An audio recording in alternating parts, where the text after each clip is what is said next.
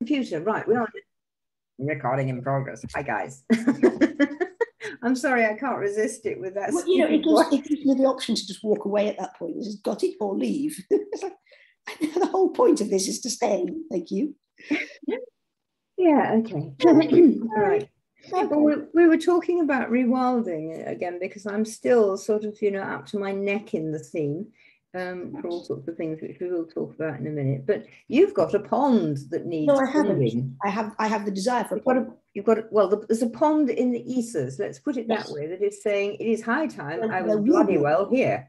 There will be a pond. That's for sure. An actual physical pond. Because apart from anything else, I have an awful lot of ducks and 5 geese who all say that a pond is required. Yes, the current effort at a pond for ducks and geese is a sort of large blue plastic bath thing. Well, they've also got some lower black rubber ones that the ducklings can get into, which is quite fun because you can fit 5 ducklings to a rubber bucket. You remember that, guys? It's a really important figure. 5 ducklings to a rubber bucket. Well, at this age, as they get older, there's less. It becomes less ducklings or bigger buckets. We did originally have 11 ducklings to the small plastic bucket, but we're now up to 5. They were about that big at the time. Yeah, they're now quite a lot bigger and longer. And they do require more space. So there's less ducklings to the bucket. And they are commonly known as, in a broad sort of way, waterfowl. Yes, it's a clue. The young goose this year is almost as big as her mum. So she'd like a very much bigger place to bathe. Thank you very much. And so would, how many geese is it you have now? 4? The 4 adults. 1 gosling, 5 geese. 3 geese, 1 gander and their offspring. Right. So 5 in total. And as you can imagine, these are big birds. I mean, they're knee high, more than knee high if they put their heads up. Well, if Hannibal, that's the gander, stands up, he's damn near as tall as you are, and they stand right up. If he stands straight up, his tip of his beak is about level with my ribs. Oh, so he's not as big as I thought. Really. No, he's not as big as a swan, not by any means. But stretched out, he's got probably a 5-foot wingspan, which is quite enough. Thank you. Yeah, and when he's standing normally, he's probably a yard tall. So they are quite big birds, and they would like somewhere to go and drift gently around and sleep on the water, what have you, well away from Mr. Fox. And also, I mean, the fact that they're on the water and in the water, I mean, it does things for the land, doesn't it? Yes, it does. They, if you think of it in terms of the elements that they embody, they're birds, so they're air. Even if they can't fly because they're too heavy for their wings, they still are creatures of the air. Because they're land-bound, they're also creatures of earth. And they're waterfowl, so they are creatures of water. That's 3 elements in one animal. Yeah. That's a hard one, being a goose or a duck. And pretty well everything is an element, has the element of, well, everything has the element of fire in it, because that's your spirit. That's life. That's life, yeah, exactly. Your life energy is a form of fire, yes. Yeah. So, it's pretty important, really. So, considering how many ducks and geese you have, yes, and remembering all the provisos for this, how big a pond do you think you might need? It's not going to be a little 6-foot pond liner job from the local garden centre at all. It's going to have to be something like probably 50 feet across. That's more like it. And it'll need to be probably 4 foot deep. Otherwise it'll freeze solid in the winters up here. Yes, yeah. And remembering my pond at my last place, because that at the deep end of it, it came up to about nearly 4 feet. Yeah. And that never actually froze completely, so that was okay. No. If it's deep enough, it won't. And then if you have fish and things in it, and there's every likelihood that sticklebacks will appear somehow magically. More than likely, yeah. And things like newts and frogs and so forth, that like to hibernate down there, will be able to do so without getting frozen solid. Yeah, and without still being able to breathe. That's the worst thing, is because there's a lot of invertebrates that need the same conditions. And there is something, of course, which does stop it, because we did it in the last pond and we're about to do it in this one. And it's some sort of like waterfall. Yes. And all you need is a pump in the bottom and the pipe coming over the top somewhere, just to keep it moving. And then at least that space around it doesn't freeze, not unless it gets really terrible. Yes. Well, we have been known to go into the minus double digits here. But we only did, we did down in Hereford. Minus 11, minus 12. We don't usually get those, when we had those really bad winters, we did a couple of years then. And even then, it kept open. Yes. Not, it got down to being about this much, where the water was actually falling into it. Yes. But it did keep open, and so everything lived, which was... The other thing I have to consider in my field is that there are a lot of springs underground in my field. I think I know where the pond will go, but it's a question of going out and dowsing where the springs are. Absolutely. I need to know where those subterranean watercourses are, because apart from if I can tap into one of those, then I will have a self-sustaining pond. You will. And all I need to do then is organise the surface runoff. And what you could do, which will sort of help the pond, what we wanted to do down in Hereford, but and there were springs on the land, but nowhere near where the pond could possibly be. Yes. So we had to do it artificially. But if we had been able to, we would have puddled the south surface rather than put a liner in, and that's puddling clay, which is great fun. Yes. It basically means well, it's best if you take your boots off even, but and you just tip clay in and water, and you if you get some kids and march up and down it. Yes. This is a very traditional way of building what used to be called a dew pond. Yes, it is. And that's more or less what I'm aiming for, is a dew pond. Yeah. There is a dip in the field, not too far from the house, so the ducks and geese won't have to walk too far. Because walking is not my favourite activity. But there is a dip in the field. I think there's a spring under it, or at least there's water coming under it from one side or another. I think it's coming down from the top, so it might be an underground stream, or it may be an actual spring. But I think there's water moving under there, just from what I felt. It tends to get damp if the weather's wet anyway, and I'm on boulder clay. So I may get an actual puddling. And given the size of the pond, it'll be a case of finding someone with a friendly JCB. Yeah. And get them to come and just run backwards and forwards, excavate a hole, and then just go backwards and forwards with the JCB till it's puddled. Absolutely. And that works a treat. It will really also give it the shallow margins. Yeah. You can't ask a duck to jump out of a sharp bank like that. No. They need, particularly when they're youngsters and there's ducklings and geese and goslings, they need a gentle slope. And that also gives you so many margins for natural vegetation. Yeah. And there's also things like, when the hedgehog accidentally falls in, he can crawl out. Yes. And given the people in the field, I may well have the horses going in and out. But at the moment, they're of the opinion that water should arrive in a trough and the feet should be dry, but it may not happen that way. And it may be that they will sort of grow out of this sort of teenage thing and realise that actually wild horses go to rivers and streams and ponds and things. A hot sunny day will probably be all they need to get them paddling. And once they start paddling, they'll be out there and rolling. Horses love rolling in water. Oh, I know. Yes. Yes. Usually when you're on their back. You nearly lost a saddle once with that. Yes. I've been there, done that. Yes. Yeah. The only thing you can do when your horse goes down, once she's going all the way, is get off. Yes. And then do a lot of shouting before she actually rolls on the saddle and breaks it and stabs herself in the back. Fortunately, when I started taking horses to the beach as a teenager, the time we lived in Cheshire, we used to go down to Southport Beach in a horse box. The livery stables would get together, a big horse box, and 8 to 10 of us would go. And the more experienced hands told us youngsters, don't forget to take the saddle off before you go near the water.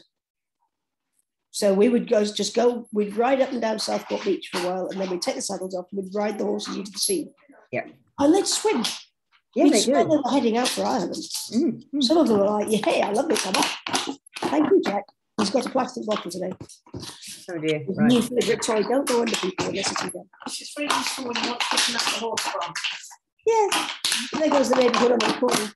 Your microphone is picking it up awfully well. It's a lovely, he'll be back in a minute. It's a lovely rustly Coke bottle that's now squashed and doing flying terrier. Let me just turn this round so you can see him. He's having a wonderful time now. I may have to flee into another room and shut the door. You may actually, because it's sort of awfully loud. I suspect not everyone will be able to hear us. Right, I'm going to unplug this from mains and head into the room and shut the door. Okay. We're just having a quick move before Jack absolutely kills us. Yes. Right. I've got Rocket in here, but she's nice and quiet. Right. You haven't got a plastic bag box. She hasn't. Oh, look, a whole bed. I can lie down next to you. That's a go. There we go. Right. Nice and quiet. So, yes. Where were we? Puddling. Well, we were puddling and we were horses in sea, Yes. which I've done as well because we had a lovely beach with my first pony. And the only thing you must do is you must get off because they will roll over on your leg. Yes, they will. And they will roll over even in the sea when they have decided they're not going to swim to Ireland and back. Yes. And usually as they're coming out and they're nice and wet, they'll get into the dryish sand where it'll stick to them. Yeah. And then flop, down they go. Yeah. And the only thing you can do is jump for it. Yeah. And stand well back and hold the reins. Yeah. Because they love it. And because it scratches the back and it helps them dry. Yep. And it's probably good for them as well, good for their coats. So, yes. Yeah.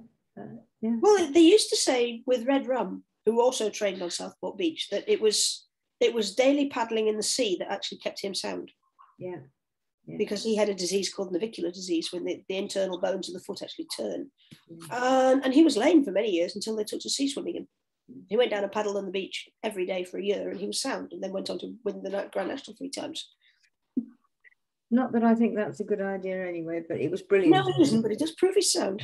Yeah, he was, because it's a killer course, which probably everybody knows that several horses die every year. Yes. For what's called sport. But there you go. Well, not the horses dislike running; they love running, and they love running together. Speaking of it, they do, and they are naturally competitive because you don't want to be the last one with the mountain lion chasing you. Good idea. Having said that, it's usually the stallion's job. He will appoint himself. I am the one who will go and fight the lions. Yeah. While everyone else gets away. And everybody else goes like hell, and he will be, last man holding the bridge kind of thing. Yes, and he will sacrifice himself so his herd get away. Mind you get a feisty stallion, and it doesn't have to be all that big, and they're quite hard work. Lions have the advantage because you'll get 3 or 4 female lions hunting together. You will occasionally find a subordinate stallion in a group. And then you might find you fighting two horses. Yeah, which is even then, yes, the odd one is going to fight his way free and get loose, because a lion can't afford to get hurt. No. So it's not an unfair thing, and it's not a suicide mission necessarily. No. I was about to say there's another controversy in horse welfare this week, and that's at the Olympics. Oh, I saw. Yes, and that was disgraceful. And there's a picture of her, weep, weep, weep, I've been sent off. I thought, bloody hell, I'd cut your fucking head off. Yeah. And for the national coach to lean over and punch the horses is just, she's now been banned from the Olympics. Well, please the gods, she's banned from keeping anything but a roller skate for the rest of her life. Probably not, unfortunately. No, unfortunately. Because you go, I'm so sorry, I was just so upset. No, stop. If you only have 20 minutes to get to know your horse before you go in. And if you've got to that level and you can't get on terms with the horse, you should certainly know it within 20 minutes. And if that horse is not going to jump, you should have the sheer adult sense to just say, this is not working. It's not going to work no matter what I do. I can go out there and bawl my eyes out and try and make the horse jump, or I can just go in, make a token attempt, hop off, give the horse a pat and walk round. And also, what a damn stupid rule. Yes. Well, that's the one. It is stupid. Yes. because horses make friends, and I mean, you're accepted as part of the herd. Yes. And it takes a damn sight more than 20 minutes to become accepted as part of the herd. It does. And when you're asking a horse to risk his life by throwing himself over huge fences. Yeah.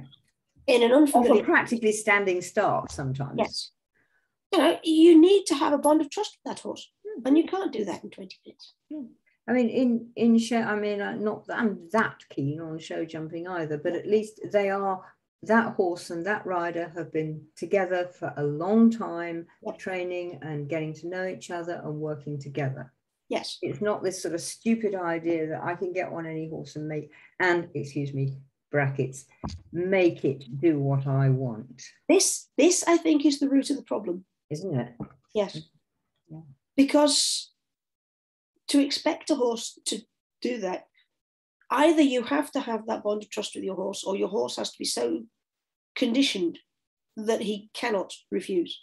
And that is largely done by brutalizing. Yes. And it may be emotional brutalizing, not just physical. If you take a rider who is used to riding a horse, who is what they call a push-button horse, a horse who is so conditioned that he is unable to express an opinion, and who will do what he's told regardless. Yeah. And then you put them on a horse that has been allowed to have any volition at all. They're useless. You're going to get what we saw in the Olympics. I will not jump that fence. Yeah. And the rider unable to cope, breaking down in tears and making a complete and utter spectacle of herself and her team coach. And it was appalling. Yes. And well, I don't like horse racing. I don't like steeplechasing. I will say racing over jumps. I don't think it's a coincidence that this was the German team, because Germany and German horses, German trainers and German horses are very well known for being by the book. Okay. Your horse is conditioned to do exactly what it's told. There is no volition. The horse is a machine. It does what it's told. And if they don't, you make them. And I think that's the problem. And to be honest, you don't make anything. What we've seen is the result of a horse from another country who is not accustomed to being, brutalized into doing what he's told. Suddenly finding he's got a rider on his back who expects him to do exactly what he's told, regardless. And the horse has just said, no, not going to. What part of no is it you don't understand? Yes. Exactly. And the rider and the coach just have no other way of dealing with it than brutality or breaking down in tears. So, which equivalent of, yes. No, I have no sympathy with the bitch at all. No, not with the entire team, actually. I just hope she never walks in front of me when I'm driving. Don't do that, you'll lose your license. Yeah, but it would be the moment of satisfaction as I squelched over her stomach. Yes, possibly. Just remember not to reverse over afterwards. That's a difficult bit. Yeah, I know. Not only does my right foot slam onto the accelerator, but then immediately I get over the other side. I'm in reverse gear and it's slammed down again. That's because you were heading for parking and missed. You might get away with it with an automatic. I'm not sure where your gears are placed. Anyway, we've probably just taken this match. I think we ought to get off the subject. Yes. Suffice it to say, neither of us are in favour of any animal being brutalised. No, at all. But this actually brings me back to and the pond. Yes. My rewilding thing. Now, having a pond, of course, is one of the ways to get rewilding in your garden, and I do it all the time. I mean, even if all you've got is a sort of an upturned dustbin lid, and just dig a bit of a hole in your lawn and plonk it in there. Honestly, it'll work, and you can get little plants that will grow over the edges, and it's shallow enough for the hedgehog to climb out. Yep. And you watch the birds go and have a bath. You watch them come to drink. You watch the animals. Get yourself a little trail cam. You can get a really cheap one, and just stick it on a post beside it and watch all the animals come at night.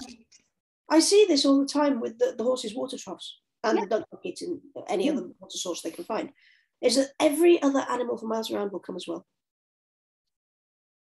You know, and particularly with the sheep, because the sparrows live in the pampas grass on the lawn, which they're happily stripping of seeds at the moment. They come down and join the sheep for dinner because the sheep are getting oats and sugar beet at dinner time. So the oats disappeared on the sparrows, at least some of them. And there's the sheep's water bucket as well, so they can have a wash and a brush up. Yeah, yeah. I've provided for them by providing for the sheep. I've provided the sparrows with the perfect environment. Yeah. Which is why I have about 40 of them in the pampas grass at the moment. Yeah, we've got a good crop, and we've got possibly our third brood, sparrows and tits here, yes.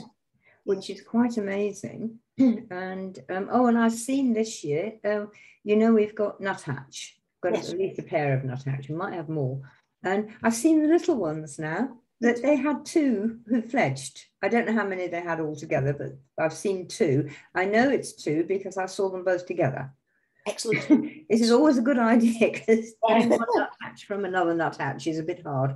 Yes. Not if you're a nuthatch. You see the same nuthatch 6 times in different places and not know it.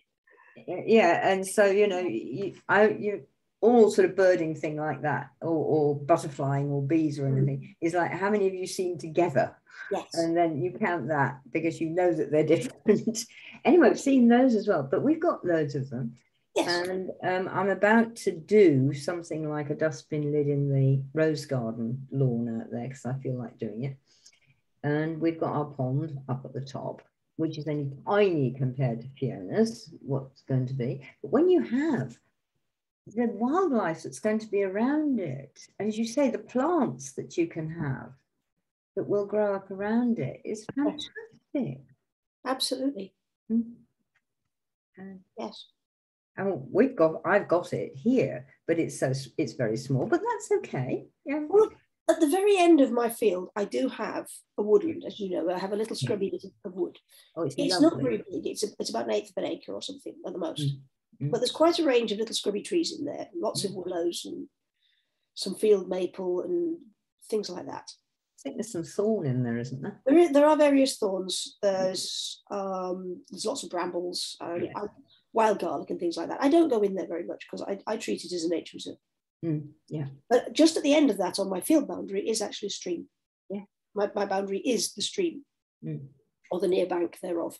It's culverted under the road, and it's spring fed from the field above.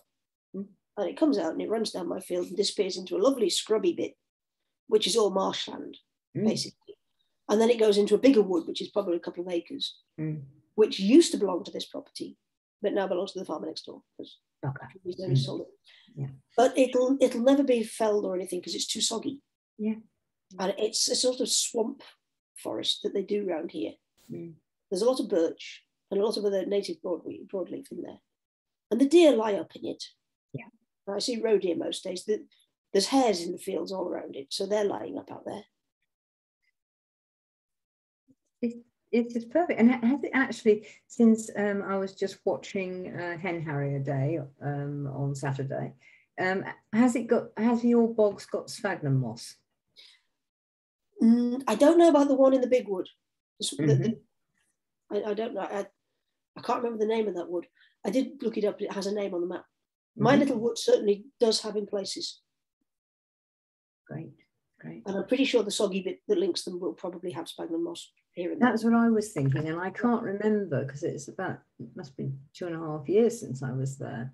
Yeah. And we were down there. I'm pretty sure that my local raptors nest in the bigger wood because I've heard youngsters out there. Yeah. You know, that high pitch, I want my breakfast. Mum, I want my breakfast. Yes. I've heard that from the wood down there. And I think that's either the peregrines or the sparrowhawks. Yeah. Yeah. It's packed full of pigeons, so either could be having a lovely time out there. Yeah, because they both eat them. So, well, sparrowhawks not so much, but they'll eat the carcass if anybody's had one. Yes, I don't know if they will actually take one. Oh, they can't. Merlins will, and I have merlins not too far away. Merlins, how the hell does a merlin take a big pigeon? Hits it very hard at high speed. They are well known for they're actually the preferred. That's true, actually. Yeah, catching them in North America. And the name of the merlin, which is Falco columbarius, that columbarius refers to doves. Yeah, it does. Yes, it does. Yeah, that's right. Yeah. Yes. And yeah, because they sort of, it's a bit like a dolphin. They're very, very fast merlins. They're not fast pelicans. Bang, you know. But what they do is they specialize in grabbing one wing. Ah. They hit a wing, and if they can demolish the wing, then the pigeon is going to land on the ground. And then once it's on the ground, they can deal with it. Yes. Yeah. Actually, yes, that makes sense, because I mean, you weren't there then, but when I was with Martin down on Dartmoor, he's our falconer friend, and I think he's still got the merlin. Beautiful. They're very small birds, but they're very beautiful, lovely blue. And anyway, he'd gone to sulk on the top of the barn, and so we sat down the bottom and took no notice of him, waiting for him to come down, which is the best way. And so Martin sort of chucked something up to see, and he did, and he came down and whack, and then he was on it, and it was a piece of meat, and you know, taking it to pieces and eating it, at which point we could pick him up again and say, no, that's quite enough of that, thank you, let's go and play somewhere else, which was fine. But no, they do, and it's the speed. Now, I've just found a picture of a merlin. Wonderful. So, there we go. Let me just share that with you. There he is. Now look at that. That is gorgeous. And he's not very big. No, they're what, sort of about that big? Well, they're not even that. I think, well, it might be down to the tail.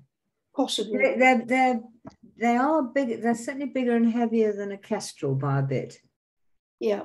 But not a lot. That's Mrs. Merlin. That's Mr. Merlin. That's Mr. Merlin. That's a beautiful one. That's a really lovely shot. It shows all the red on him as well. See dinner down here as well. Yes, I have my dinner. And that post, yeah, can you go back to the one on the post again? Yep. Right, that post is a fence post. So they're about what? 6 inches. 6 inches, yeah, at the most. Now look at him. Yes. On that. So He's now you get a scale size. Tail. Yeah. Yeah. I like this one. I mean, look at that. Look at the size of those feet. And that's how they can catch such big prey. Yeah. They actually have bigger, stronger feet than a buzzard, even though a buzzard buzzards have pathetic feet. They do. Which is why they have a real difficulty, and they don't have the lock mechanism, I think, either. No, but then they don't need it. They're not trying to catch prey. Well, they do. They're scavengers. No, they do catch rabbits around me. They do catch young rabbits, but they'd have trouble taking off with a full-grown one. Sometimes they do, they manage it, but it's such a labour, and they have to grab it with both feet. And of course, there's a whole concentration of hanging on, because you haven't got with him, his claws, they lock. When he grabs something, they lock. So he can forget about them because they're not going to let go. That looks to me like he's caught some sort of corvid. It does. From the feathers. But it might just be a black. It might just be a blackbird, because they're quite big. Yeah. But it's a very dark merlin. That one. He's gorgeous. He is, isn't he? Yeah. So that's the merlin for you. And look at my face too.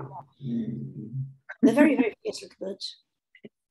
And they're quite wicked, remembering Martins, and very lovely. And they I was thinking back to that horrible woman with the horse. People do try and brutalize falcons, but it's not a good idea. They won't stay. They say with a falcon that you never tame your falcon. No, you don't. It tolerates you because you feed it. But it's always essentially a wild animal. Yeah. And Martin would totally agree with that. And he, people ask him every night, because he does very small groups, like he won't take more than 4 people out. And you have to have spent the morning with him with the indoor, the ordinary birds, before you'll even consider taking them out. And he says, I don't work the birds, they work me. Yes. And which is absolutely perfect, like that. Yeah. And he's got a rescue bird that was brutalized, and very stupidly. It's like the North American eagle.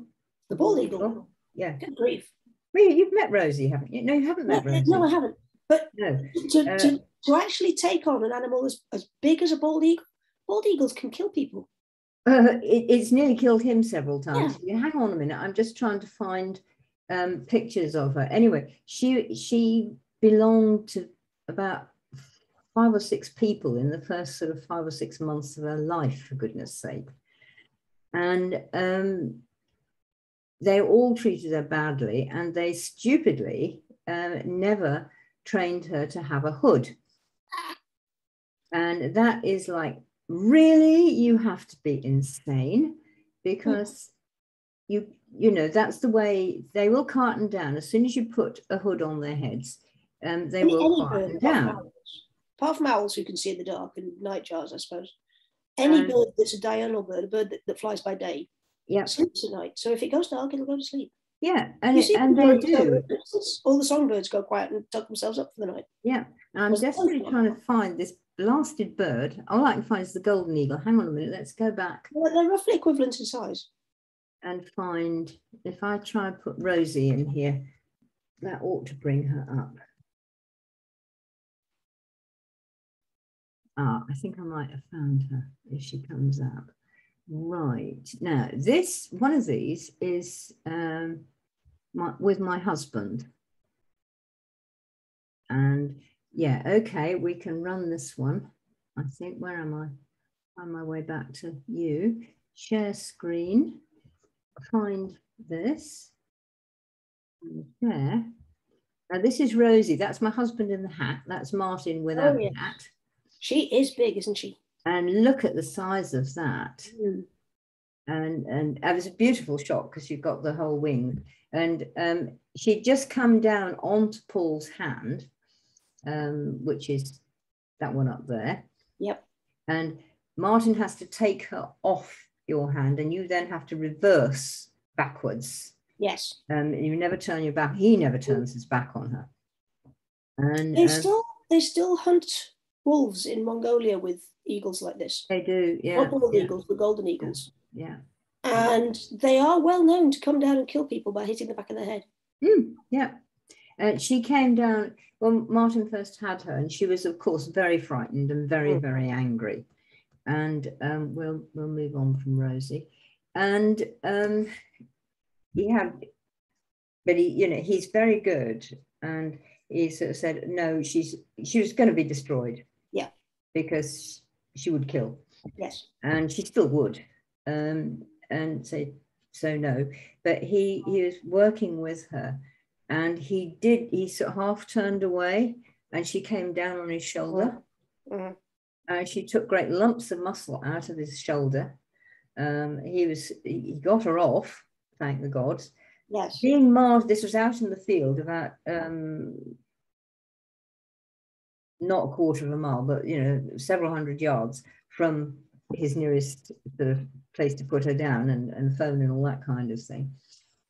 And he got up again, got her, and was holding her, and he took her back home, put her on her perch, and tied her there, and then called the ambulance. Yes. And he was in hospital with sort of, you know, like stitches like that long down his back. Yes. But he came straight back as soon as they would let him out. And he was in there feeding her again. And I don't know whether you know this, but I know you do this, but most people may not know this. The way, as another falconer told me, the way to tell when a pair of falcons or hawks, the marriage is working, is the male still alive? Yes. Because the female is with them, she is bigger. Yes.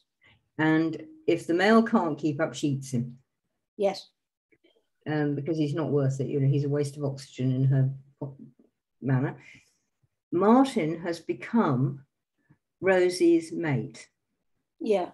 And so he can work with her, but we cannot go near her except, you know, this way when she flies in, and then he takes her straight off. She's not flying loose either. She's flying on a long rein. On a creos, yes. On a creos, yeah.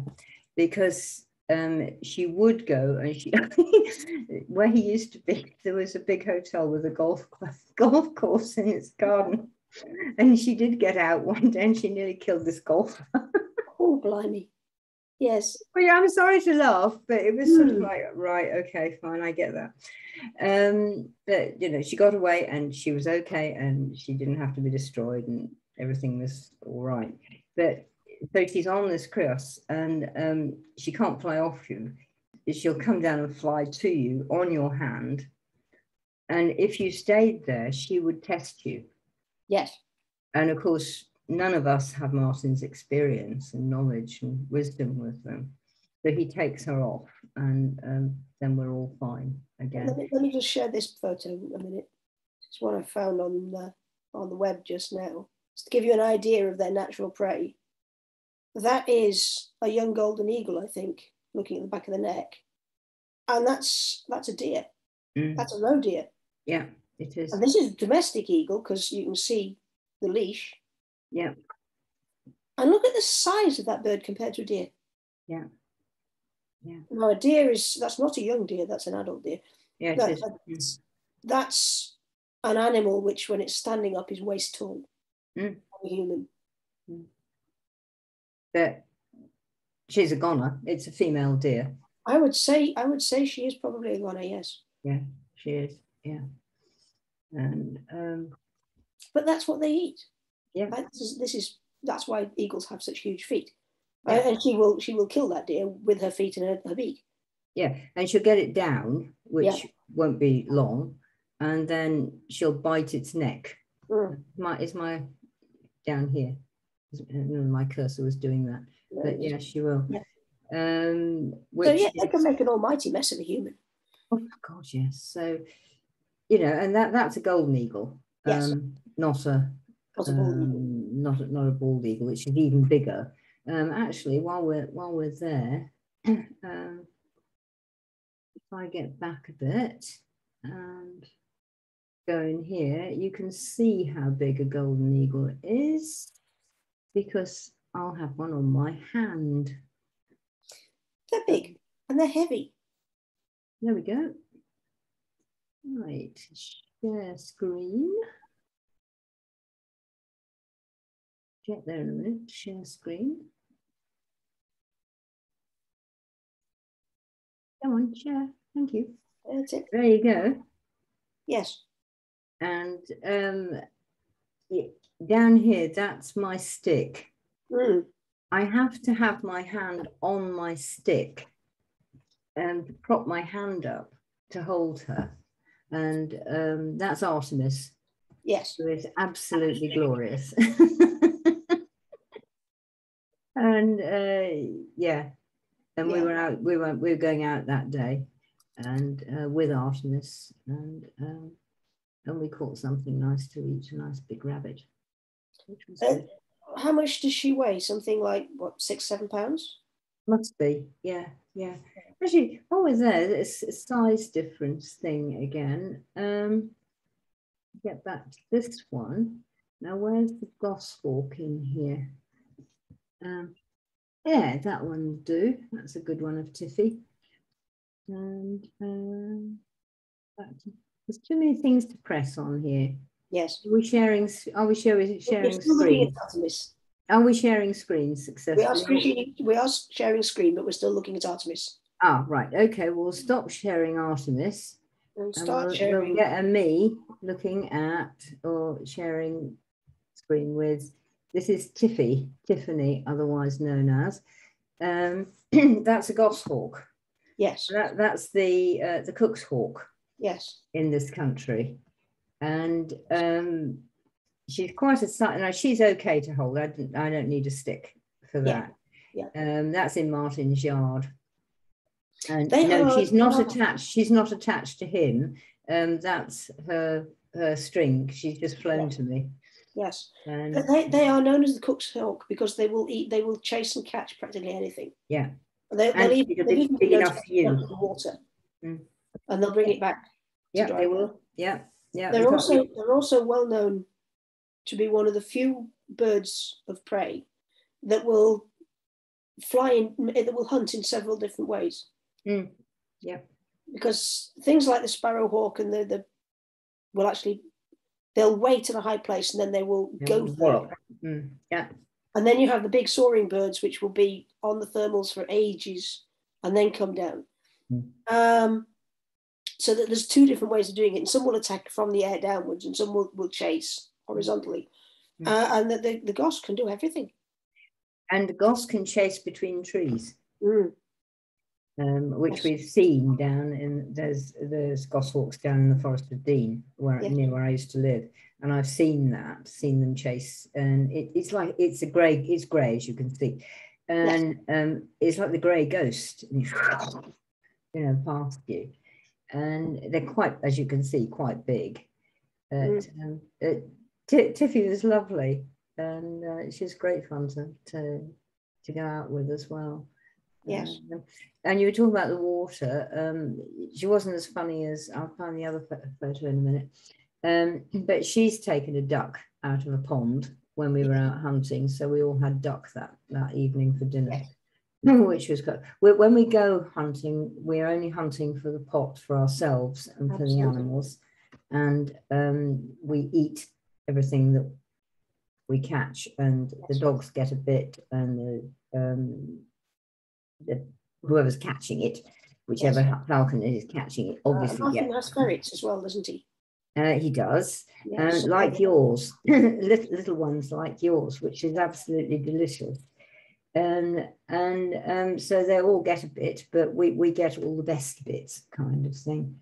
And I'm trying to see if it's in here, because we went out with another time with Martin. There's two friends of mine who are witches on Dartmoor, and he calls us the three witches. So he took us out to go hunting together, and we got a couple of rabbits, which was really, really nice. But on the way, one of us had said she wanted a duck, and we were actually out with that's Charlie, and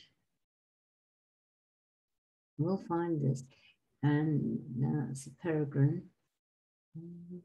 It's probably up a bit, I'm not finding it. I carry it anyway. We went out, and one of them with what's the falcon that hunts in groups? The Harris hawk. Harris hawks. Went out with Harris hawks, and one of the Harris hawks heard my friend say that she would like a duck, and I can't find it, so I shall give up. So there was a pond full of ducks just down the road, so just down, and it was just the other side of the hill, and he just missed the duck. The duck died. Yeah. Just before he got it. So poor Harris hawk landed in the water. And then it was the funniest thing on earth, because of course Harris hawks can't manage in the wet, and they can't swim or anything. So there was this Dartmoor wall with a bit of barbed wire on the top of it. Martin, who you just saw with Rosie, sprinted, leapt over the wall, ran down the hill, jumped in the water and rescued the Harris hawk. Came back with the Harris hawk all under his jacket, because the poor thing was wet and cold. It was actually sort of time for a stop for a snack, and we were only next door to his place anyway, so we walked back up for a coffee and a snack. And one wet Harris hawk. So he got the blow dryer out. He's blow drying his hawk. Yes. The hawk was like this. Yes, as you do. Literally. And I've got a photograph of it somewhere and I can't find it. But it was really funny. And he was a bit sulky for the rest of the afternoon. That's when we went. We went out with the ferruginous hawk, Charlie. And Charlie caught us a rabbit, which was fine. Yes. And so we had rabbit again. We tend to eat rabbit quite a lot when we go out hawking, because that's what there is. And this is, in a sense, the essence of rewilding. You eat what there is. Indeed, yeah. Because there is no choice. Yeah, and we got snipe once. Wow. On the moor, and that was just Martin and me, so it was just about enough for us to cook over the campfire, which was nice. But you do, and it's beautiful to watch the animals work, the hawk work, and you know that they're going to get some food, and you must feed them. Obviously, if you're going to be guardian to them, you must feed them, and you've got to eat as well. So that is literally eating for the pot, for cooking, hunting for the pot. It is beautiful to watch. It also has a purpose. It has a purpose. And for me, and it was for my two witch friends as well, that you're actually like going back to how our ancestors would have done it naturally. Yes. Because they were befriending the birds and the birds were befriending them. So it's like, we'll all live together and we'll eat together. And that was fine. People sometimes look at us and, oh, you've been out hunting, and only for the pot, and with falcons, and everything died well and quickly. That is an advantage when you're hunting with falcons. Yeah, they are quick. Yes. They're usually very, very quick. I mean, even with that deer. It's one of the things I've always enjoyed about working with running dogs. Because I have the two whippets, and I used to keep and run lurchers after rabbits. And if they're going to catch the rabbit dies very, very quickly. Yeah. Or it gets away completely. Squeak and that's it. Yes. Usually not even that. I had to laugh the other day because there was a hare in the field when I took the whippets down with me to check for ragwort for the horses. And Wicket found this hare. And it zipped 3 times around a patch of weeds and shot off while she was left looking in the other direction going, what? What was it? What was it? Wicket, no, that's not how you do it. Well, she's getting on a bit. Yes, she is. And you didn't want to eat the hare anyway, so that was all right. No, I was miles away. She's not fit. She's getting on a bit. There was no way she was ever going to catch the hare. It was the contemptuous ease with which the hare just went zoom, zoom, zoom, boing. And I was Wicket going, what? Huh? That wasn't a rabbit. No, Wicket, I think that hare was a bit one up on you. In fact, several up on you. But yeah. Not that animals enjoy being chased and that they don't. And which I think is always a bad idea. If you can manage to kill them very quickly, then that works really well. I mean, if you're very good, if you seriously are very good with a bow and arrow, yes. Not in this country. That's illegal. It's illegal, and only if you're good, even in countries where it is legal. Yes. And if you've got a good shooting license and you are capable of shooting a deer, and I know several people who are, there's one. Yes. It'll just go down like that, and there will be no problem. And having been out with friends, and I know you have, if the deer is shot quickly and there's a silencer, which is the only sensible way, the other deer just look around and go, oh, Fred's gone. And that's it. I've seen that happen. They're like, oh, Daisy's lying down. Yeah. Oh, Fred's lying down. Okay. And there's absolutely no sense of, goodness, we must run for the hills. There's dangerous things around here. No. And there is, I mean, I've always had the sense of, oh, they've gone, they're dead. But things die, and they know that. They know they can die, and, things die all around them. But it wasn't frightening. No. It wasn't frightening death, and they have no reason to run. It's not as if, it's a 2 or 3 dogs out of control savaging a herd of sheep. Because they can see it, they know it's dangerous, they will run. And they can't get away. Whereas a rifle or a falcon, or if you're out lamping at night with dogs, then your rabbit is sitting there going, oh gosh, my eyes are thump, dead. Because that doesn't even see the dog coming. Come out of the dark. I've had dogs who would do that and who were brilliant. If you could see that rabbit, then it was a dead rabbit sitting. Yeah. And Sam would come out of the dark, knock it down, and that was it. It was gone. If you can do that, then the other ones around, they're not afraid of death. They are afraid of how they die. And they're afraid of the animal that is going to kill them. Yes. Or their fear is going to kill them. Yes. And it's getting a handle on that. And I mean, everything dies. And there's a lovely bit in, it was actually in Rewilding Britain. I was reading yesterday that sort of said, you know, everything, everything's eating and drinking and trampling and running and killing and all this sort of thing. That's all part of nature. And also that when an animal dies, it's food for something else, which it is. And it's also its blood and its flesh and its bones are actually feeding Mother Earth. Yes. If you're very old, you'll remember when your dad or your uncle or somebody used to do blood, fish and bone on the garden. And you can still buy it. You can still get it, but it's not a normal thing that you see so much. But the earth is built to accept blood and bone and flesh. When we say it feeds Mother Earth, literally it will soak into the soil and the mycorrhiza will pick it up and spread it. Yeah.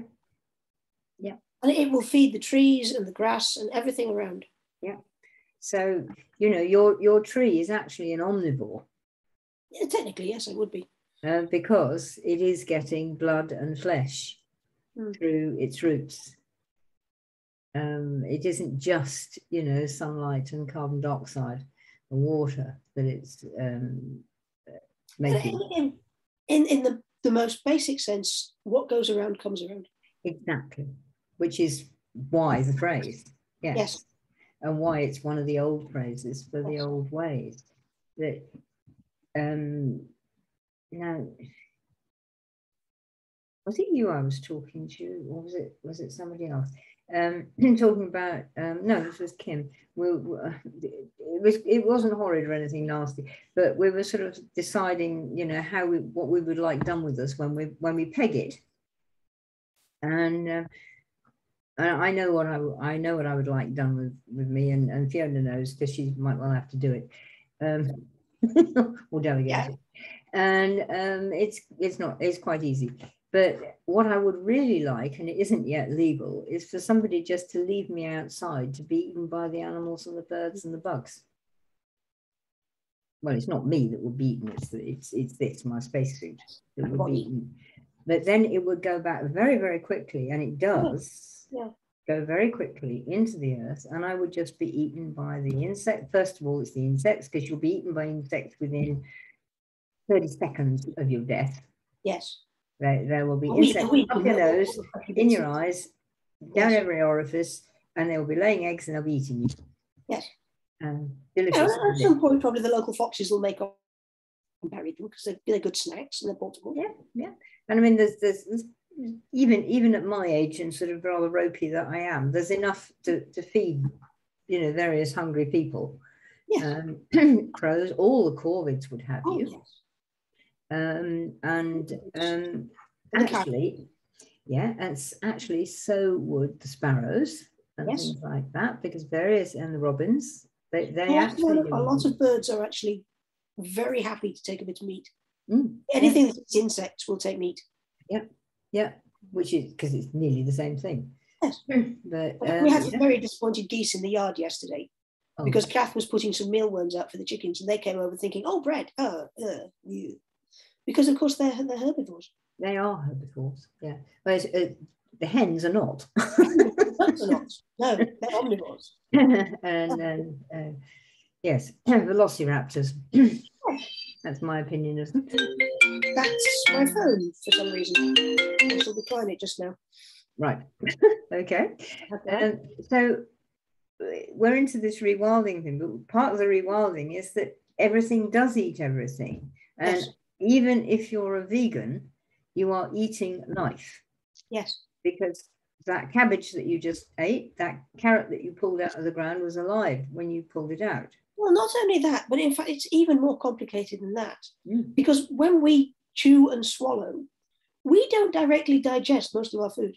No. It's digested by the bacteria who live within us. And then we eat them. So even if you're a vegan, you're a carnivore. Yeah. And your gut is actually full of flora and fauna, yes, which are animals. Yes. And they process what you eat so that effectively you get the energy because of their processing. Yes. And if you come down to it, they reckon there's only 50% of any human by weight is actually human. Yeah. The rest is the contents of your gut, which are actually living animals and plants, bacteria and all sorts of things, internal parasites, whatever you've got in there. Yeah. But they're not as such human, but they are part of your humanity. Yeah, and you can't live without them. Oh. They do communicate with you. Sorry, but everyone's trying to give me car loans. Oh, right, okay. Car loan, they're all going, hey, I have some money. But that's an entirely different conversation. Going back to that, we do actually communicate with these other beings who live within us, and they will actually influence what we feel like eating, when we feel like drinking. And we're only just beginning to understand how much we communicate with all these non-human passengers that we carry around with us, and who are absolutely part of our life, who we cannot live without. Yeah. And part of one of the first things in the apprenticeship, isn't it, is doing what we call the subtle bodies exercise. Yes. And this is learning to communicate with the spirit part of yourself, which is, your feelings, the spirit part of your feelings, the spirit part of your thinking, and the spirit part of, your spirit, and your body spirit. Yes. But your body spirit also includes all the other critters who are living inside you. Yes. And they, if you actually speak to them, when you're going around the supermarket with your prepared mental list of whatever it is, and it's, I don't want cabbage, I want carrot. Yeah, that's them. And if you listen, you'll probably be quite healthy. Yes. If you stick to the book, back to the buy the book again, yes. And the list, you'll probably be unhealthy. Really, truly, honestly, this is how it works. I mean, this is how this is the literal meaning of listening to your gut. Yeah. Because that's where they live. And whoever it was who said you are what you eat. Yes. And was it Paracelsus who said, let your food be your medicine and your medicine be your food? I think that's normally attributed to Hippocrates. Hippocrates, right? Okay, yeah, that'll do. Yeah. It's ancient Greek. I think you're given a pass on how you pronounce it. I think extinct. My Greek mistress always used to say Hippocrates. Fine. I never had a Greek mistress, so there you go. You know what? Well, she wasn't Greek, but she could speak Greek. I've never learned to speak Greek, so. Yeah. No, we got all the way you put the emphasis. We're not doing that. No. But no, these guys had it right. You are what you eat, and you should be letting your food be your medicine and your medicine be your food. Yes. And if you do. There's quite a big movement now in the horse world towards what's called zoopharmacognosy, which is a huge word, which means giving your horse a range of different things and letting them pick their medicine. Absolutely. They will.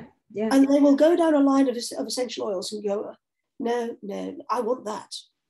I like that. I'm having more of that. And they will stand and sniff it for 5 minutes. Right, it's done its job, done. And they carry on. And they'll do the same if you offer them herbs. They will pick what is good for them and what they need to address their current issues. One of the things I've seen which has absolutely stunned me, it's by, I can't remember his name, the guy who does the trust technique. Yes. And one of the films that he's got, they were invited out to help these people in America who run a sort of wild horse sanctuary. It's amazing and gorgeous and beautiful. And there was this very sick mare who got real mashed foreleg. And so he gets them quiet, but it's all about being present. you know, as we teach and all this sort of thing, and being quiet with them. And she came, and they could actually talk to her. They could get the vet out to do veterinary things to try and help her leg. So they did veterinary things, and they strapped it all up with vet bandages and vet medicine and all this sort of thing, and it got worse. And they had to cut the bandaging off because it had swollen. And so they were, you know, what can we do? And how can we help? And he talks to the animals. He sort of says, how can we help? What would we like? And she pushes, it's in the film, she like pushes him out of the way. And they got a bucket of tar there, which they'd made from, for some other reason. I don't think it was actually for her. And she pushed her nose in it. And clunk to various people there. Yes. And this is from the tar bush, which is prevalent out there. And somebody went clunk in the head, and oh yeah, so they painted it on her, and she got better. Well, if it's like the pine resins that we get from our fir trees and pine trees, it'll be a very powerful natural antibiotic. Yeah. Well, I think it is. I mean, he does explain in the film about it, but it was like one of those stunning things. It's like she sort of says, "Will you stop giving me this shit? This is what works." Yes. And it was exactly what you said. This is what I need. I'll have that. Yes. And it worked. In 2 days, she was, you know, she was a lot better. And again, you know, you need to listen and pay attention. Yeah. And don't interpret what you hear. That's the worst thing. Yeah. And people do it. You know, they try and fit it into a box of what they already know. So they end up knowing nothing, you know, having just wasted 20 minutes. Supposedly. Poor animals there rolling its eyes and going, but I said quite clearly. Just shoot me now. I can't be bothered any longer, kind of thing. Yes. Which you can quite imagine. I mean, this guy really does it all the time. He does an excellent job. Works with any animal. There's films with cats and dogs and lions in Africa as well, which is absolutely. They got this poor lion that was again rescued, and he gets them. He gets the lion to come. He just doesn't go in with the lion. I think they do in the end, but not at the beginning because it's a completely wild lion. And he just sits, but the animal won't come out. They can't look at it. They can't feed it. They can't check anything. He just sits by the fence and he's just being present, being still. And within an hour or two, the animals are sort of, what's that human doing? We don't normally see them doing this. And then by the end of it, lie down by the fence, lick you through the fence. And we had it slightly with the wolves, didn't we, when we went down? Yes. And again, we were told, be still, just be present, let them. And, you know, we were both getting French kissed by wolves and all the rest of this stuff. I find it happens quite a lot with things, small wild animals around here. It does, yeah. You know, the sparrow that gets stuck in bale netting. Yeah. You know, if you just pause a minute and wait, do you want me to help you? And they will go, yes. And the wings will come in and you'll see them looking at you going, help. Yeah. And they will wait until you free them and then, yeah, Hannah, thank you. And they go. I had it with a tit, the young blue tit that got in not long ago, and he went right up into the ceiling. We've got about, what, 12, 13 foot ceiling, haven't we? And it's like, so I got the soft brush that I use for the kitchen. And now look, if you get on the end of this brush, I can carry you out. How do you think about that? And we just stood there. I said, I'm going to put the brush up very, very carefully. You know, I mean, this is sodding great, blue tit about yay big, sodding great brush coming up. I said, no, get on there. And just held it there. Do you know, he did. He walked onto it. Yes. And then it was like very carefully lowering it down and carrying it out the door. I said, go on, off you go. Shoo. What? Shoo, go on. Oh, right, flutter. And they do, but you have to do this, be still inside. Yes. And you can't go along with, I want to help you. Right, well, no, you're not going to be really good in that state anyway. No, it panics them more. Yes. And, but if you can shut off the monkey mind, yeah, and just be still, then you can tap into that communication that all animals do with each other. Mm. And they will do it with you. They are doing it with you. It's just most of the time our monkey brain is good at listening, sounding like, you know, Radio 2 or something. Yeah. And there's nothing you can do about it. But yeah. So, well, rewilding and ponds took us a hell of a long way. Yeah, we do ramble, don't we? We don't. Yes. It's a ramble. I can't remember the whole tune. What's it?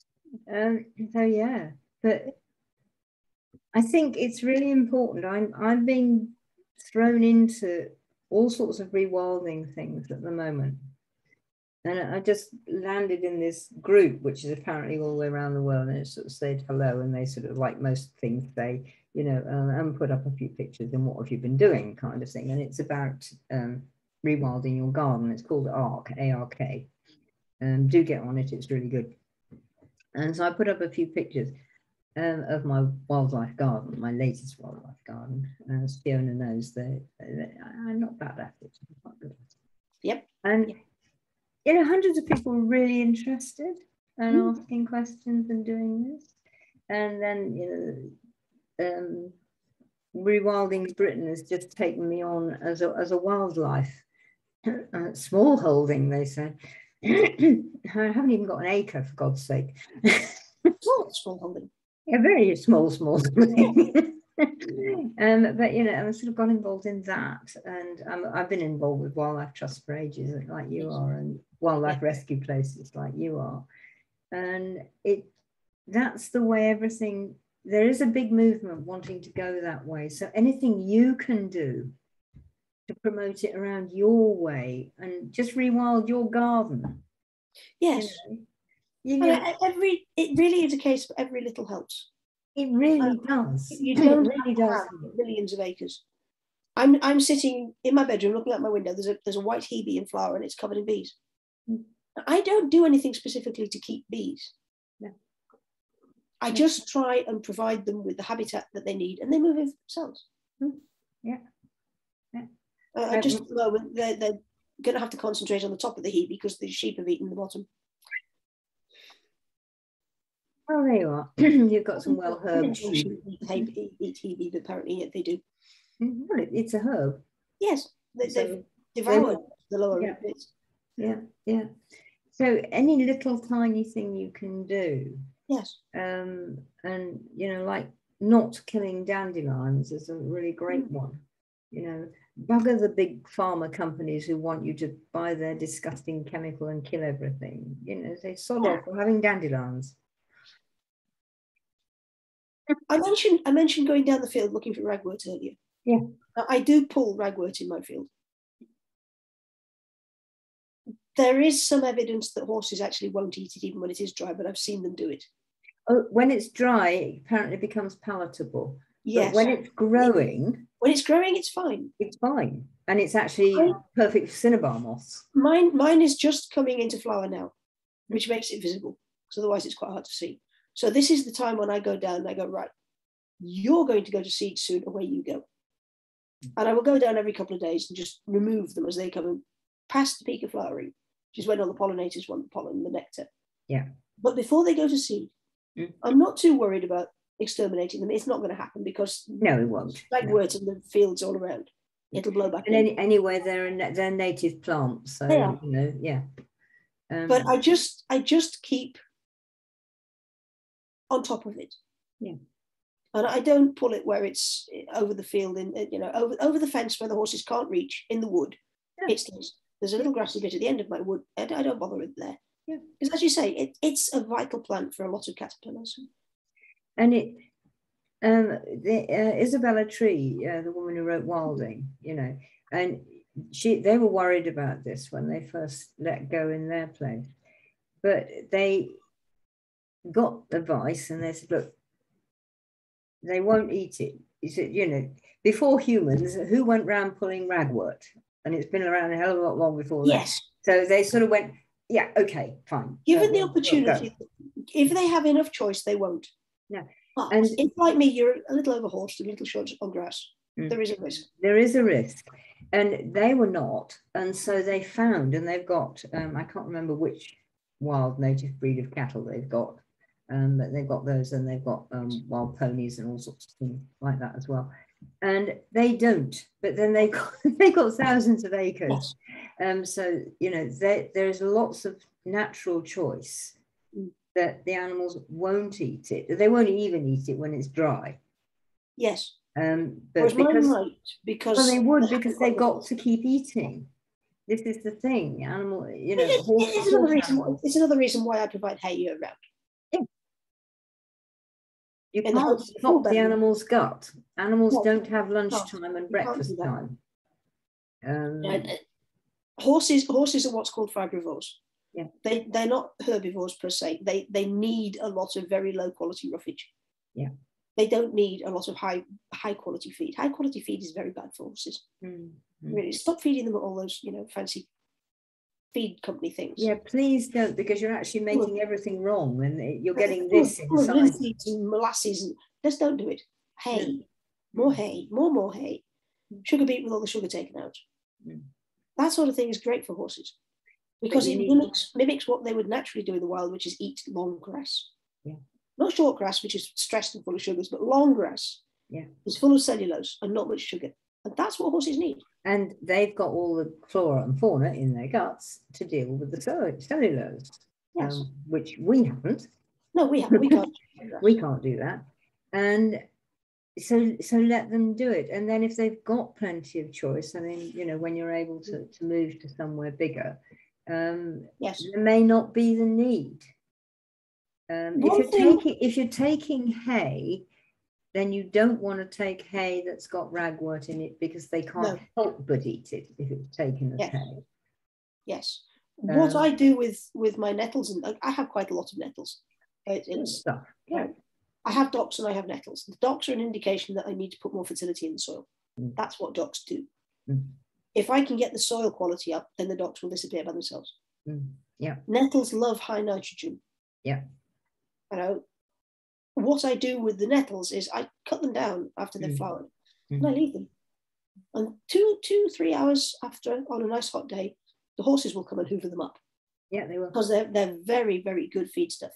And there's that little small holding, or big small holding, just down from you in the Cairngorms, and they do this. They collect nettles, and they make their own nettle hay. Yes. And also tree hay, because they've got quite a big amount of wood. And so their animals get that, and not just grass hay, which of course is what they would eat naturally. Yes. When we say tree hay, we should probably explain what tree hay is. Oh yes, right. And it's quite simply, it's the branches of trees with their leaves on. Yeah. And you cut them down and they dry, and then you just hand them out, and the animals will eat the dried leaves and chew the bark off. I'll try and put I've got it on Facebook somewhere, but I'll put it up again. They've actually got a lovely picture of their barns full of nettle hay and tree hay, and how they hang them. They've got these sort of big bundles that is as much as you can carry, tied up, hung up. Next one, and like that. And mine likes to prune. Mine will prune the hawthorn, and they prune the willow tree. Yeah, both of which are excellent fodder. And there's a few other trees down the bottom that they go and eat. The field maple they eat. Yeah. Which always makes me slightly nervous, because they are related to sycamores, and sycamores can be toxic. They're not always. Even the same tree can be toxic one year and not the next. Yeah. When they are toxic, they're deadly. When they're not, they're fine. Makes me nervous. Particularly as I have actually lost a horse to sycamore. Yeah, exactly. But generally speaking, they will look after themselves. If they've got enough to eat, they will only eat the stuff that's good for them. Yeah. Which is, I mean, I'm not getting at Fiona at all, but I mean, because it didn't start like this, and you need to move. But you know, when you're taking on being guardian to a big animal, especially a grazing animal, make sure you can. Yes. Which when you started you could. But things have changed a little since then. When I started with this lot, this is actually classic example. I've had horses all my life. Mm. Now, there's a saying that everyone should live by, which is do the best you can until you know better, and then do better. Mm. And the last 4 or 5 years, I have learned a lot better and changed entirely what I do with the horses in terms of how they're kept, how much time they spend in a stable, which is as much as they want because the door's always open, what they eat. I'm not rationing their hay and putting hay nets up anymore. Yeah. There are there's 9 large bales of hay in the barn. And each horse has chosen its favourite bale and is busy excavating down from the top, which is a terrible thing to do to a bale of hay. It's what they want to do. Yeah. And they're looking fantastic on it, and they're all calm and happy. Yeah. And you're back to this, not making an animal do something. Yes. But allowing the animal to take itself. And we really must finish. But something that I have been reading a lot recently, which has sort of really lifted my heart a bit, because it used to be, how can we rewild something? And it was like, you get out of the way and it'll rewild itself. Well, they've now got a slightly better phrase. We're helping the land to be able to take care of itself. Yes. And I can live with that, because some land sure does need some help. Largely because of what we have done with it. Indeed, almost. Well, yeah, not largely, entirely, because of what we've done with it. And it will do things a bit quicker with the right help. Yes. It will do it if you just get out of the way, but it will take longer. Yes. And maybe you can help things by given how much we've changed the world in terms of climate change and species extinction. We need to step in and help to put that right morally, and also because what it was can in many instances not be again. No, never. Yeah. Because the species that were there no longer exist because we destroyed them. Well, that's my favorite. And we've changed the climate, so the ecosystem can't regenerate because it now no longer fits. And we can't put it back because of my absolute favorite phrase, which you know very well, is just how do you intend to put back all the ice that's melted at the North and South Pole, let alone Greenland? Yes. Just tell me how you're going to put that ice back. Exactly. Because it's taken 20 years to melt it. Yep. So how are you going to put it back? It took hundreds of thousands of years for the planet to put it there. But then you see there is that wonderful James Bond film with that bloke who lives in this ice palace in the North Pole or something with the crazy cars. It's hysterically funny. Yes. So what we need is him, and he puts up some weird satellite in the sky which makes it all happen or something. Anyway. We're not going there. We're really not going there. Yes. No, it's a great film for a bottle of wine and when you've got nothing else to do. It's a great film, but you have to remember that the Bond movies are spoofs. Absolutely spoofs. Every single one. A lot of the technology does not exist. And if it did exist, where it does exist, the other danger there is that fabulous thing that humans do so well, which is we know best. I've got an idea. Hang on a minute. We caused this mess. If we carry on thinking we know best, we will continue causing a mess. Exactly. We need to get out of the way. And so on that note, we will get out of the way. We will. It's been a good ramble. It's been a wonderful ramble. Hope you've enjoyed it, guys. See ya. Bye. Bye.